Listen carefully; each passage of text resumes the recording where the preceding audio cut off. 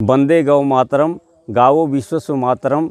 गाय विश्व की माता है और हमारा देश, हमारे जो देश का नाम भारत है और भारत ही ऐसा देश है कि आज भी उसकी साधना उपासना में विश्व बंधुत्व की भावना है, सर्वे भवन सुखिनः की बात होती है। क्योंकि हमारे देश का नाम भारत। भारत कैसे पड़ा?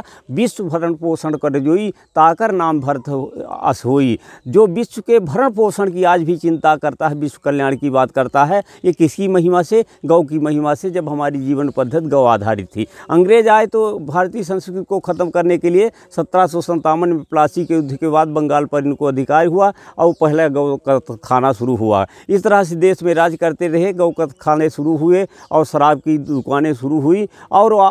और सन 1857 में जो प्रथम स्वतंत्रता संग्राम की लड़ाई हुई गौ के कारण हुई, क्योंकि गौ हमारी आस्था के प्रतीक है। गौ को हम माता मानते हैं। गौ ही गायत्री है, गौ ही गंगा है, गौ ही धरती माता है। और गौ में रामकृष्ण शिव सब हैं। जो गाय का नहीं वो रामकृष्ण शिव का नहीं, जो रामकृष्ण शिव का नहीं वो देश के किसी काम का नहीं। लेकिन आज़ादी के आज़ादी के बाद गौ हत्या बंद नहीं हुई तो करपात्री जी ने व्यापक आंदोलन किया। उसमें कितने साधु तो मारे गए और इसके बाद ये था कांग्रेस ख़त्म होगी तब हमारी जो सनातनी सरकार आएगी वो ऐसा काम करेगी। लेकिन मोदी के आने के बाद भी ये कत्ल खाने शुरू नहीं हुए, बल्कि 77 साल में गौ जो है घर से बाहर हो गई। और जो सनातन आस्था के प्रतीक यहाँ के हिंदू व मुस्लिम भी चाहते हैं कि गौ हत्या बंदी हो। तो जब गौ हत्या बंद नहीं तो लोकतंत्र कहाँ, हमारा शासन कहाँ? आज भी अंग्रेज़ों का शासन है। और गौ हत्या बंद नहीं हो रही तो सारी कथा तीर्थ सब बेकार है, सारी उपासना बेकार है और